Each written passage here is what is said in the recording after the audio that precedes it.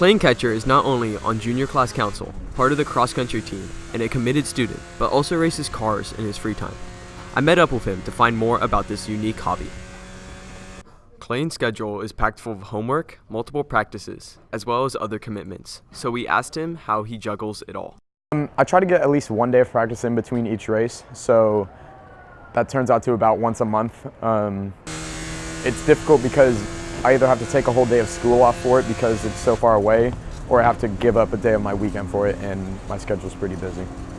I usually end up taking my homework to the track, so if I'm done with like a little session and I have a downtime of a couple hours, I'll do some of my homework.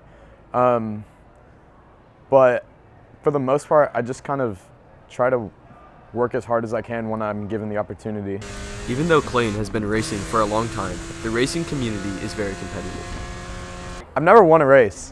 I've never won a race. Okay. I placed second a couple times in go-karts, but with the cars, it's kind of a different dynamic because there's up to like 40 people in a race, and I just don't have I don't practice enough. Some of the top people are practicing every week, something like that, and I just don't have the practice times, but I generally can place close to the top 10, which I'm Clayton happy with. recalls his most memorable racing moment, trying to make a risky maneuver around a certain car. Okay, so there was this one time I was racing, and it was at Sonoma, and it was raining, and it was in the middle of a race, and I was trying to catch up to this one person, and I ended up going off the track, and I hit a wall. But then I continued going, so my neck was sore the next day, but that's probably the biggest standout memory that I have. That'd be a dream. That'd be a dream come true if I could do that. That's the goal, but it's difficult to be professional because you have to put a lot of time and a little bit of money into it.